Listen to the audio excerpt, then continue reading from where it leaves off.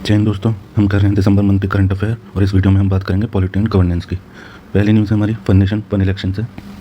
इसके लिए 129th amendment bill लाया गया था और इसके कुछ प्रोविजन देख लेते हैं। जैसे आर्टिकल 83 कहता है कि duration of house and parliament, इसको अमेंड करना पड़ेगा। आर्टिकल 172 को अमेंड करना पड़ेगा। आर्टिकल 327 को अमेंडमेंट करना पड़ेगा। तो हाउस के ड्यूरेशन और स्टेट लेजिस्लेचर का ड्यूरेशन, फिर power of parliament and state legislature के पावर, इन सबको अमेंड करना पड़ेगा। फिर इस बिल के तहत एक आर्टिकल इंसर्ट भी किया गया है जो कि है आर्टिकल 82A।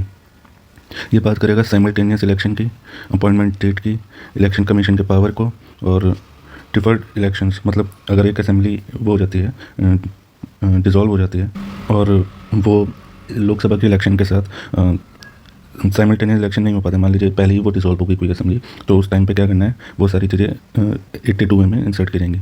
फिर टर्म डिक्लेयर किया जाएगा कि इलेक्शन कमीशन जो है वो अनाउंस करेगा असेंबली का टर्म, डेट वगैरह कब कब होंगे उसके इलेक्शन। फिर यूनियन टेरिटरी में जो असेंबली हैं, स्टेट असेंबली, लेजिस्लेटिव असेंबली, तो उन्हें भी फिर लोकसभा के साथ साइमल्टेनियस इलेक्शन होंगे उनके। अब इसके बारे में देख लेते हैं कि ये कब से इसकी बात चली आ रही है। तो इसकी बात चली आ रही है 1983 से। इलेक्शन कमीशन ऑफ इंडिया ने ही बोला था, फिर लॉ कमीशन ने भी बोला 1999 में, फिर पार्लियामेंट्री कमेटी, स्टैंडिंग कमेटी ने 79th रिपोर्ट में बोला, नीति आयोग ने 2017 में बोला, फिर लॉ कमीशन 2018 में बोला, फिर 2024 में रामनाथ कोविंद जो हमारे फॉर्मर प्राइम मिनिस्टर हैं, उनकी देखरेख में कमेटी गठित की गई। फिर उन्होंने भी यही रिकमेंड किया कि साइमल्टेनियस इलेक्शन होने चाहिए। फिर साइमल्टेनियस इलेक्शन होने क्यों चाहिए, इसकी नीड क्या है? तो इसकी नीड है कि ये भाई कॉस्ट को कम करेगा। जो एक साल में कई बार इलेक्शन होते हैं, अलग अलग स्टेट के, अलग अलग असेंबली के इलेक्शन होते हैं, उसमें कॉस्ट कितनी लगती है, वोटिंग मशीन लगती है, मैन पावर लगती है, फिर CAPF के जवान भी लगते हैं, तो उन्हें मोबिलाइज़ करना पड़ता है, तो इन सब में कॉस्ट बहुत बढ़ जाती है। फिर इसके बाद है minimize disturb to supply chain, business में इन्वेस्टमेंट, इकोनॉमिक ग्रोथ। तो जब मॉडल कोड ऑफ कंडक्ट लगता है तो कहीं सारी चीज़ एक तरीके से रुक से जाती हैं, कहीं इन्वेस्टमेंट नहीं कर सकते, कोई गवर्नमेंट पॉलिसी नहीं स्टार्ट कर सकती, या फिर कुछ चल रही है तो वो रुक जाती है उस टाइम पीरियड के लिए। फिर जो है avoid policy paralysis due to frequent application model of control, वही मॉडल ऑफ कंडक्ट की वजह से वो पॉलिसी अच्छे तरीके से लागू भी नहीं हो पाती। फिर बार बार एक साल में कई बार इलेक्शन होता है, हर कभी पंचायती के, कभी स्टेट असेंबली, कभी लोकसभा, तो उसमें बार बार वोट करने जाना पड़ता है लोगों को, तो एक तरीके से वोटर फटीग हो जाएगा इसकी वजह से। फिर ऑप्टिमाइज रिसोर्स, फिर रिसोर्स का ऑप्टिमाइज यूज़ होगा और डिस्प्यूट भी कम होंगे इसकी वजह से। फिर इसमें इश्यूज़ क्या क्या आ सकते हैं कि इसमें जो है मिसयूज़ हो सकता है प्रेसिडेंट रूल का। मान लीजिए कोई स्टेट में किसी और की सरकार बन गई जो सेंटर में नहीं है, तो सेंट्रल गवर्नमेंट चाहेगी कि स्टेट में भी उसकी गवर्नमेंट चले, तो वो प्रेसिडेंट रूल घोषित कर सकते हैं कुछ भी रीज़न देके कि आपकी जो स्टेट असेंबली है वो प्रॉपर कॉन्स्टिट्यूशन के साथ नहीं चल रही, तो गवर्नर इशू कर देगा नोटिस, रिकमेंड कर देगा प्रेसिडेंट को, प्रेसिडेंट रूल लगा सकता है। तो इस तरीके से मिसयूज़ हो सकता है प्रेसिडेंट रूल का, सॉरी। फिर मान लीजिए लोकसभा और स्टेट असेंबली के एक साथ इलेक्शन हो रहे हैं, तो उस वहाँ के जो लोकल इश्यूज़ होंगे वो ओवरशैडो हो जाएंगे एक लोकसभा इलेक्शन की वजह से। तो वहाँ के लोकल इशू, मान लीजिए कोई स्टेट गवर्नमेंट है वो उस काम को नहीं कर पा रही, या फिर कुछ भी रीज़न हो सकता है, या कर पा रही है, तो अगर मान लीजिए सेंट्रल गवर्नमेंट ने कुछ अच्छी स्कीम दे दी या कुछ सेंट्रल लेवल पे कुछ अच्छा काम करने के लिए करे, तो वोटर कंफ्यूज हो जाएगा कि हम लोकल पार्टी को जिताएं या फिर सेंट्रल जो बड़ी पार्टी है उसे जिताएं। तो ये लोकल इश्यूज़ को ओवरशैडो कर देता है और due to state participation in decision making में भी प्रॉब्लम आएगी। फिर रिक्वायर अमेंडमेंट मल्टीपल कॉन्स्टिट्यूशन, कई सारे आर्टिकल को अमेंड करना पड़ेगा, आर्टिकल 83, 172, 327। फिर अकाउंटेबिलिटी पे भी बात आ जाती है। जैसे हमारे कॉन्स्टिट्यूशन में लिखा है कि एक असेंबली जो है 5 साल के लिए चलेगी, या लोकसभा जो है वो 5 साल के लिए चलेगा। तो अगर मान लीजिए वो पहले से ही भंग हो जाती है तो उसकी अकाउंटेबिलिटी की बात आ जाती है। मान लीजिए कोई असेंबली बनी 5 साल के लिए, लेकिन 1 साल के बाद वो डिज़ोल्व हो जाती है, तो नई जो इलेक्शन होंगे उसमें जो पार्टी आएगी वो सिर्फ 4 साल राज करेगी, 5 साल राज नहीं करेगी, ऐसा प्रोविज़न है इसमें। तो ये थोड़े इशू कंसर्न है, क्योंकि हमारा कॉन्स्टिट्यूशन नहीं बोलता कि 5 साल के लिए सरकार बनेगी, तो एक तरीके से ये कॉन्स्टिट्यूशन के अगेंस्ट चला गया, तो इसमें अमेंडमेंट करना पड़ेगा कि पूरे 5 साल नहीं चलेगी अगर कोई भी एक सरकार बीच में गिर गई। नेक्स्ट न्यूज़ की तरफ चलते हैं कि atrocities against schedule caste, standing committee on social justice and empowerment has raise concern over failure of state to establish mechanism to address atrocities against schedule caste. Schedule caste के खिलाफ काफ़ी सारे अत्याचार वगैरह होते हैं, उसके बारे में स्टैंडिंग कमेटी ने कुछ कंसर्न रेज किए हैं, वो देख लेते हैं। पहले इसका बैकग्राउंड देख लेते हैं कि आर्टिकल 366 डिफाइन शेड्यूल कास्ट को डिफाइन करते हैं कि कौन कौन शेड्यूल कास्ट में आते हैं। बेसिकली इसमें एक लिस्ट होती है जिसमें सारी कास्ट होती हैं और इस कास्ट को शेड्यूल कास्ट बोल देते हैं। ये एक प्रेसिडेंट भी नोटिफाई कर सकते हैं और इसे पार्लियामेंट भी अमेंड कर सकती है आर्टिकल 341 के तहत। ठीक है, तो कोई भी अगर कास्ट जो है वो शेड्यूल कास्ट में आनी है तो उसे या तो प्रेसिडेंट नोटिफाई करेगा या पार्लियामेंट नोटिफाई करेगी या अमेंड करेगी उस लिस्ट को। और ये जो है वो यूटी और स्टेट के जो गवर्नर होते हैं उनकी मतलब कंसल्ट करते हैं, तब जाके ये इस लिस्ट में आते हैं। कुछ कंसर्न है एट्रोसिटी, क्या क्या इनके राइट्स को, SC/ST के राइट्स को ख़राब करते हैं। तो वो फंडामेंटल राइट्स इनके एक तरीके से वायलेट होते हैं जब इनके ऊपर अत्याचार होता है। राइट टू इक्वालिटी का मतलब वायलेशन होता है, फिर अनटचेबिलिटी का होता है। बहुत जगह लोग मूछे रखने पे उनकी हत्या कर देते हैं, मारपीट कर देते हैं। घोड़ी पे चढ़ने पे उनके आज भी ये केसेस होते हैं कि घोड़ी पे चढ़ के बारात लेके जा रहे हैं तो सो कॉल्ड अपर कास्ट उन्हें मारने पीटने लगती है, मूछे रखने पर मारने पीटने लगती है। तो ऐसे ऐसे न्यूज़ हम देखते रहते हैं। और TPSP article 46 education economic interest of SC, आज भी हमने पिछली मैगजीन्स में हमने देखा था कि आज भी लोग, ज़्यादातर जो लोग हैं जिन्हें हेल्थ इश्यूज़ हैं या एजुकेशन में जो पीछे हैं वो SC/STs के लोग हैं, OBC के लोग हैं। यही लोग सबसे ज़्यादा पीछे हैं। हेल्थ में देख लो, एजुकेशन में देख लो या किसी और चीज़ में भी देख लो, तो सबसे पीछे यही लोग नज़र आते हैं। ऐसी क्या वजह है कि इन लोगों के साथ ये सारी चीज़ें हो रही हैं, तो वो हम आगे देखेंगे। फिर है article 388 national commission for SCs, मतलब कॉन्स्टिट्यूशन में इतने सारे प्रोविजन होने के बाद भी ये लोग आज इतने पीछे क्यों हैं? तो ये थोड़ा कंसर्न की बात है। लोगों की सोच नहीं बदल पाई है, लोग मारपीट करने लगते हैं मूछे रखने पे, घोड़ी पे बैठने पे। मतलब सोसाइटी एक तरीके से आज भी बहुत ऑर्थोडॉक्स है SC/STs के लिए कि वो एक्सेप्ट नहीं कर पाते, और आज भी ये घटना देखने को मिल जाती हैं। फिर लीगैलिटी देख लेते हैं कि एक एक्ट भी आया अनटचेबिलिटी का, schedule caste and schedule tribe prevention of atrocities act आया। फिर schedule caste and schedule tribe prevention of atrocities amendment act 2015 आया। Prohibition of employment as manual scavenging and their rehabilitation act 2013। तो मतलब आप देखिए इतने सारे एक्ट होने के बाद भी आज भी मैनुअल स्कैवेंजिंग होती है, मतलब हाथों से वो गटर साफ़ करते हैं, मतलब सीवेज साफ़ करते हैं आज भी हाथों से बिना किसी प्रोटेक्शन के। उसके अंदर इतनी गंदी गैसेस होती हैं कि लोगों की मृत्यु तक हो जाती है। तो ये एक ही कास्ट के लोग करते हैं, ऐसा क्यों है? क्यों और लोगों को, या फिर उन्हें क्यों प्रॉपर किट वगैरह नहीं दी जाती, जबकि सब कुछ इसमें दे रखा है। प्रोहिबिशन है मैनुअल स्कैवेंजिंग का, और अगर लागू करना है तो प्रॉपर किट के साथ करना है, ऐसा इस एक्ट में लिखा है। लेकिन फिर भी एक ही वर्ग के लोग उसी काम को करते आ रहे हैं, क्यों नहीं और लोग कर सकते हैं, या क्यों नहीं उन्हें किट प्रोवाइड किए जा सकते हैं? तो ये सारी चीज़ें, इतने लीगलिटी होने के बाद भी कॉन्स्टिट्यूशन में भी इतने प्रोविजन है, इतने एक्ट भी आ गए हैं, फिर भी ये सारी चीज़ें देखी जाती हैं। फिर ऊपर से लोग मारते भी हैं इन्हें, मूछे घोड़ी पे बैठने पे, मूछे रखने पे, घोड़ी पे बैठने पे भी इन्हें मारते हैं। तो ये हमें सोसाइटी में थोड़ा चेंज लाना पड़ेगा। स्टैंडिंग कमेटी के कुछ ऑब्जर्वेशन देख लेते हैं कि जैसे poor implementation of legal provision, ऊपर जितने भी एक्ट हैं ये इनका इम्प्लीमेंटेशन बहुत पुअरली होता है। फिर नमस्ते स्कीम जो है ये जीरो फर्टिलिटी गोल जो है वो मीट नहीं कर पा रहे, क्योंकि आज भी इनकी मृत्यु हो जाती है। पुलिस स्टेशन में जाते हैं तो इनकी बात नहीं सुनी जाती मोस्ट ऑफ द टाइम, क्योंकि सो कॉल्ड प्रकाश के लोग ज़्यादा पैसे वाले होते हैं, ज़्यादा पावरफुल होते हैं, तो उनकी सुनते नहीं हैं पुलिस स्टेशन में।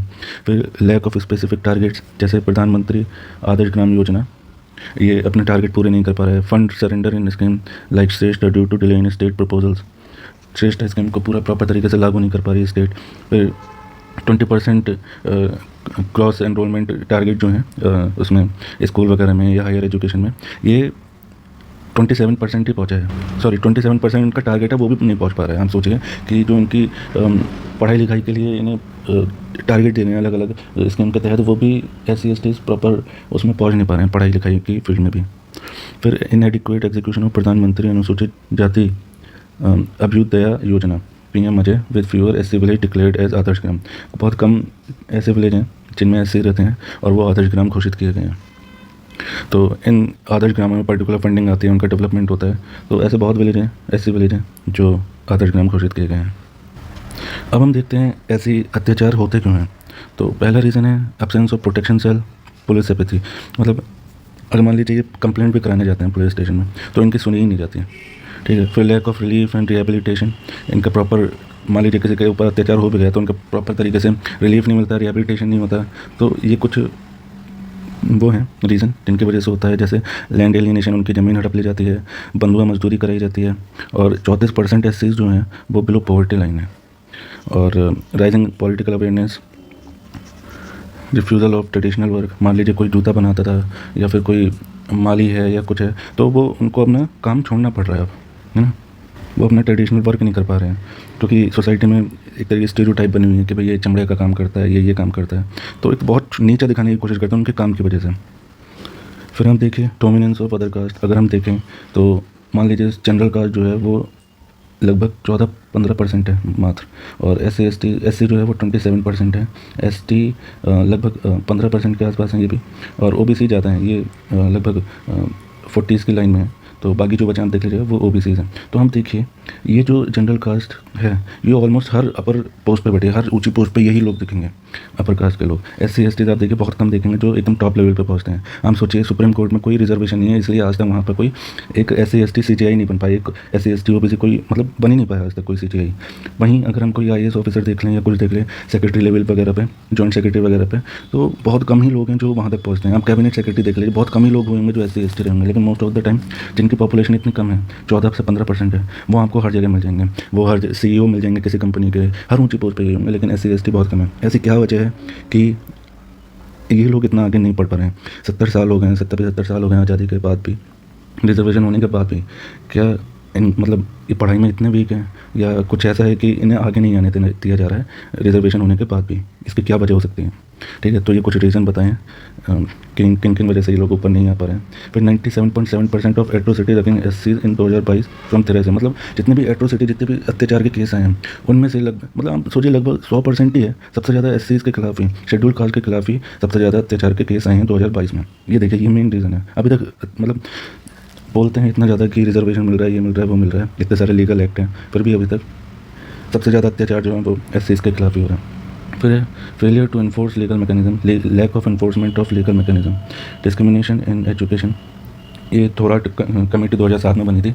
मतलब एजुकेशन में भी इतना ज़्यादा डिस्क्रिमिनेशन फेस करना पड़ता है कि ये लोग स्कूल और कॉलेजेस वगैरह छोड़ ही देते हैं, इतना ज़्यादा डिस्क्रिमिनेशन झेलना पड़ता है। हम देखते रहते हैं, आती रहती हैं न्यूज़, कभी उससे वॉशरूम साफ़ करा लिया, कभी मतलब बच्चे से जो पढ़ने जा रहा है कभी उसे वॉशरूम साफ़ करा लिया, कभी उसे पानी नहीं पीने दिया जा रहा है। तो कितनी आज भी यही सारी मेंटेलिटी भरी पड़ी है सोसाइटी में। तो ये कुछ रीज़न थे अच्छा एससीज के एट्रोसिटीज़ के खिलाफ। तो बहुत ही सीरियस इशू है। होप कि ये बहुत जल्द ख़त्म हो जाए सोसाइटी से और लोग एक्सेप्ट करना शुरू करें कि भाई ये भी मूछे और खोड़ी पे बैठने के लिए लायक हैं, तो ऐसा ना हो। नेक्स्ट न्यूज़ की तरफ चलते हैं। नेक्स्ट न्यूज़ है हमारी भारतीय वायुयान विधेयक 2024। ये जो बिल है ये रिप्लेस करेगा एयरक्राफ्ट एक्ट 1934 को, इतना पुराना एक्ट है, इसको रिप्लेस करेगा। तो इसमें देखते हैं हम क्या क्या प्रावधान है। जैसे power to issue radio telephone operator restricted certificate and licence transfer to DGCA। मतलब ये सारे लाइसेंस जो होंगे वो सारे अब DGCA अब वो करेगा, उस इशू करेगा, उसके पास पावर आ गया। फिर regulation of aircraft relative activities, तो मैन्युफैक्चरिंग वगैरह जो है यूज़, मतलब इसमें अब जो है एयरक्राफ्ट का डिज़ाइन भी रेगुलेट होगा। ठीक है, इस एक्ट में इसका प्रावधान किया गया है। फिर radio telephone operator certificate and licence under international telecommunication convention. तो इस कन्वेंशन के तहत, इंटरनेशनल टेलीकम्युनिकेशन कन्वेंशन के तहत हम अपने डोमेस्टिक रूल बनेंगे। ये जो इंटरनेशनल कन्वेंशन हुआ है इसके साथ ही मतलब जो इसमें प्रोविज़न है उसको रिलेट करते हुए हम डोमेस्टिक रूल बनेंगे, ऐसा बोला गया है। फिर सेंट्रल गवर्नमेंट बताएगी कि कौन से काम जो है वो सिविल पेनल्टीज लगेंगी या क्रिमिनल पेनल्टीज लगेंगी, कौन से रूल वायलेट करने के लिए, ये सेंट्रल गवर्नमेंट बताएगी। फिर मान लीजिए आपने कोई कंप्लेंट किया तो उसके लिए बताया गया है कि किस पे जाना है पहले, फिर किस पे अपना जो है हम कंप्लेंट कर सकते हैं, वो सारी चीज़ें इसमें बताई गई हैं। तो ये कुछ 5 रूल इसमें ऐड किए गए हैं, ये हम देख लीजिएगा। फिर हम देख लेते हैं कौन कौन सी एजेंसी क्या क्या काम करती है। जैसे DGCA, directorate general of civil aviation, ये जो है सेफ्टी से रिलेटेड चीज़ें देखती है। फिर BCAS है, bureau of civil aviation security, ये सिक्योरिटी स्टैंडर्ड को देखती है एयरपोर्ट पे। फिर एयरपोर्ट अथॉरिटी ऑफ इंडिया, ये क्या करती है, ये डेवलपमेंट को देखती है, वहाँ के मॉडर्नाइजेशन को देखती है एयरपोर्ट के। फिर aircraft accident investigation bureau, AAIP इन्वेस्टिगेंट, मतलब मान लीजिए क्रैश हो जाता है या कुछ हो जाता है, टकरा जाते हैं आपस में, तो उन सबका जो इन्वेस्टिगेट करेगी वो AAIP करेगी। फिर airport economic regulatory authority of India, AERA, ये टैरिफ वगैरह को देखेगी, किसमें कितना टैरिफ लगेगा, उनकी परफॉर्मेंस देखेगी कि एरोनॉटिकल सर्विस वगैरह में, तो ये सारी चीज़ें मॉनिटर करेगी AERA। कुछ इनिशिएटिव हैं जो गवर्नमेंट ने स्टार्ट किए हुए हैं, जैसे उड़ान है, फिर नेशनल सिविल एविएशन पॉलिसी है, इसमें कनेक्टिविटी एनहेंस करने की बात की गई है। फिर विजन 2040 है, इसमें एविएशन से रिलेटेड डेवलपमेंट की बात की गई है। Maintenance, repair and operation, budget incentive to maintenance operation, airport privatisation, 25 airport जो हैं वो PPP पब्लिक प्राइवेट पार्टनरशिप के तहत चलेंगे। फिर टेक्नोलॉजिकल इन्वेस्टमेंट, तो DG यात्रा, इससे बहुत ज़्यादा हेल्प मिलती है कि हमें जल्दी से अंदर घुसने की वो मिल जाती है, हम हमारा फेस रिकग्नाइज़ करती है मशीन और तुरंत हम अंदर चले जाते हैं। तो ये सारी चीज़ें। एयर सेवा है ना, इसमें हम कंप्लेंट कर सकते हैं किसी चीज़ से रिलेटेड। फिर गगन है फॉर एयर ट्रैफिक मैनेजमेंट, तो ये कुछ इनिशिएटिव स्टार्ट की हुई हैं गवर्नमेंट ने। फिर नेक्स्ट न्यूज़ है हमारी OCI overseas citizen of India से रिलेटेड। तो इसके बारे में कुछ जान लेते हैं। OCI की जो स्कीम है वो 2005 में लाई गई थी। पहले PIO चलता था, तो PIO फिर OCI में मर्ज कर दिया, अब OCI चलता है। एक NRI होते हैं, एक OCI होते हैं। तो देखते हैं ये जो है किसको मिल सकता है OCI कार्ड। फॉरेन नेशनल होना चाहिए और वो इंडियन सिटीज़न होना चाहिए जो पाकिस्तान और बांग्लादेश से नहीं है, लेकिन वो 2026 से पहले इंडिया का नागरिक था। ठीक है, 26 जनवरी 1950 से पहले इंडिया का नागरिक था, लेकिन किसी वजह से वो बाहर चले गए। ब्रिटिशों ने ले गए किसी काम की वजह से, एज ए लेबर फोर्स की मतलब UK ले गए, USA ले गए एज ए लेबर। तो वो इंडियन सिटीज़न थे और पाकिस्तान और बांग्लादेश से नहीं होने चाहिए ये लोग, तो उन सबको OCI कार्ड मिल जाएगा। फिर फॉरेन स्पाउस को भी मिल सकता है OCI कार्ड, लेकिन इंडियन नेशनल से उसकी शादी होनी चाहिए और कम से कम 2 साल तक वो शादीशुदा रहने चाहिए, ऐसे फॉरेन स्पाउस को मिलेगी OCI कार्ड। फिर एक्सक्लूड फॉरेन मिलिट्री पर्सनल, बाहर के देशों के जो मिलिट्री पर्सनल होते हैं उनको नहीं मिलेगा। वही 2015 में PIO और OCI को मर्ज कर दिया गया। अब इसका बेनिफिट क्या है कि इन्हें लाइफ टाइम एंट्री मिल जाएगी इंडिया में आने की। इन्हें कोई वैसा स्पेशल वीज़ा वगैरह की ज़रूरत नहीं पड़ती है, ये अब अपने OCI कार्ड से एंट्री ले सकते हैं। फिर सिमिलर राइट होते हैं NRI की तरह, लेकिन ये कुछ कुछ चीज़ों में थोड़ी रिस्ट्रिक्शन है इनके लिए, जैसे लैंड एक्विजिशन वगैरह हो गया, मतलब लैंड से रिलेटेड जितने भी चीज़ें हैं ये उसमें वो नहीं कर सकते, उनका राइट्स नहीं है। ठीक है, लैंड नहीं ले सकते, एडॉप्ट नहीं कर सकते। फिर इनको वोट डालने का भी अधिकार नहीं है। और देखते हैं एलिजिबल फॉर इंडियन सिटीजनशिप, 5 साल के बाद इन्हें इंडियन सिटीजनशिप मिल सकती है अगर ये 1 साल तक इंडिया में रहते हैं। फिर उसके बाद अप्लाई करते हैं तो इन्हें इंडियन सिटीजनशिप मिल जाएगी। फिर नेशनल पेंशन स्कीम में भी ये लोग एनरोल कर सकते हैं NRI की तरह। फिर हमारा कॉन्स्टिट्यूशन ही कहता है कि डुअल सिटीजनशिप नहीं होगी किसी के पास, वोटिंग राइट भी नहीं होगा इन लोगों के पास, और कॉन्स्टिट्यूशनल पोस्ट पे नहीं रहेंगे, जैसे जज बन गए या फिर प्रेसिडेंट बन गए या MP वगैरह बन गए, तो ये सब राइट्स इनके पास नहीं है।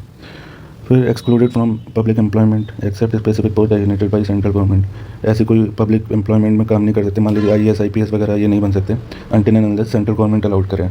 फिर special permission needed for research mountaineering, मतलब किसी चीज़ पर रिसर्च करनी है गवर्नमेंट की परमिशन लेनी पड़ेगी। हाइकिंग वगैरह या पहाड़ चढ़ रहे हैं जो डिस्ट्रिक्ट है बाहर के लोगों के लिए, उनको परमिशन लेनी पड़ेगी। मिशनरी वर्क के लिए जर्नलिज्म, कई जगह जर्नलिज्म बाहर के जर्नलिस्ट को अलाउड नहीं है, तो उसकी परमिशन लेनी पड़ेगी।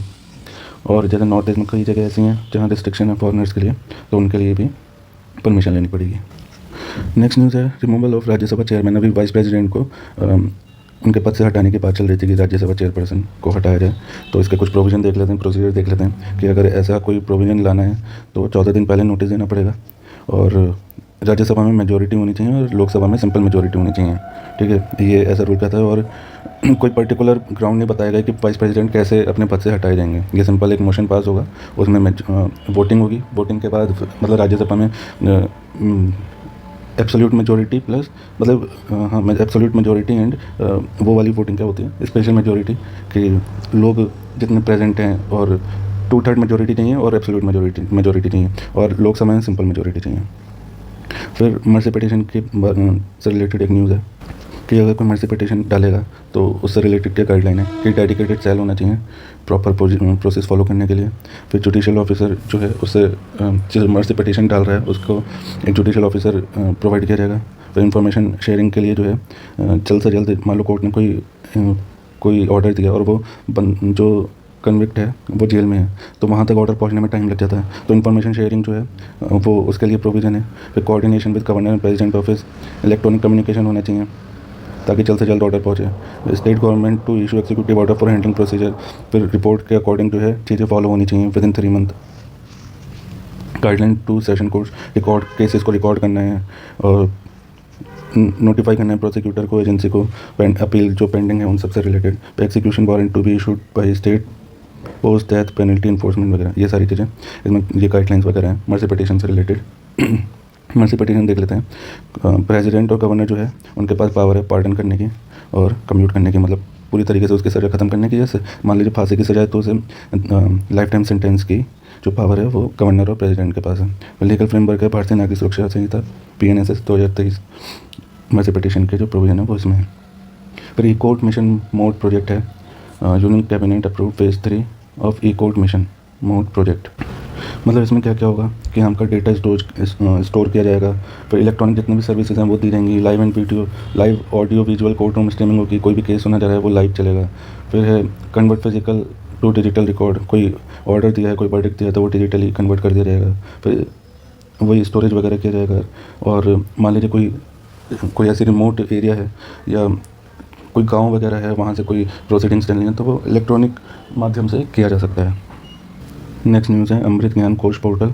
ये बेसिकली पब्लिक एम्प्लॉयर्स के लिए, एम्प्लॉय के लिए है, जो IAS ऑफिसर होते हैं, सिविल सर्वेंट होते हैं, कि इन सबको जो है all in one platform for civil service official guiding, learning, hosting discussions, managing career, assessing competencies, इन सब चीज़ से रिलेटेड, हेल्थ से रिलेटेड, एजुकेशन से रिलेटेड, एग्रीकल्चर, डिजिटल गवर्नमेंट, इन सब से रिलेटेड ये लोग डिस्कस कर सकते हैं, गाइडलाइन जारी कर सकते हैं, और भी चीज़ों से रिलेटेड जो भी इनकी कमियां हैं, अच्छाइयाँ हैं, उन सब के बारे में डिस्कस कर सकते हैं। मेनली एडमिनिस्ट्रेशन को एनहेंस करने के लिए ये बनाया गया है अमृत ज्ञान कोश पोर्टल। नेक्स्ट न्यूज़ है ई दाखिल पोर्टल। इसमें जो है एक ये किया गया है, मतलब किसी को कंप्लेंट करनी है किसी चीज़ से रिलेटेड तो वो ऑनलाइन अब कर सकता है ई दाखिल। फिर नेक्स्ट न्यूज़ है बॉयलर्स बिल 2024 पास इन राज्यसभा। तो बॉयलर बिल लाया गया है, हम देखते हैं जिससे बिजली बनती है, कि एक बॉयलर होता है, ये एक तरीके से पावर प्लांट बना रहा हूँ मैं। ये यहाँ से मान लीजिए पानी जा रहा है, ये बॉयलर है, सॉरी मैं फिर से बना देता हूँ। मान लीजिए यहाँ से पानी जा रहा है, पानी फिर टरबाइन को घुमाएगी, फिर यहाँ कंडेंसेशन होगा, फिर ये पंप के द्वारा फिर यहाँ बॉयलर में जाएगा। तो ये जो बॉयलर है ये स्टीम जनरेट करता है, और ये जो बॉयलर बहुत रिस्की काम है, इसकी मेंटेनेंस करना और ये सारी चीज़ें करना, यहाँ पर काफ़ी लोगों की डेथ भी हो जाती है पावर प्लांट में। तो ये मैं एक छोटा सा डायग्राम बनाने की कोशिश की है कि जब ये स्टीम टरबाइन में जाती है, पहले बॉयलर में पानी आता है, बॉयलर इसे गर्म करता है पानी को, फिर टरबाइन में जाता है, टरबाइन घूमती है गर्म पानी से, फिर यहाँ से बिजली बनने का प्रोसेस स्टार्ट होता है। तो इसकी वजह से क्या होता है कि काफ़ी लोगों की डेथ हो जाती है, और इसके लिए अब सेफ्टी से रिलेटेड एक बिल लाया गया है, इनके बारे में भी सोचा गया है। और बॉयलर जो है कॉन्करेंट लिस्ट में आता है, जो कि जनरेट करता है steam under pressure. Central boiler board बनाया जाएगा, जो कि देखेगा उसके डिज़ाइन को, मैन्युफैक्चरिंग को और यूज़ को, और थर्ड पार्टी इंस्पेक्शन होगा कि वो ठीक से बना है या नहीं बना है। बस ये एक न्यूज़ थी, और दिसंबर मंथ के पॉलिटिकल एंड गवर्नेंस से रिलेटेड यहाँ न्यूज़ ख़त्म होती है। Thank you.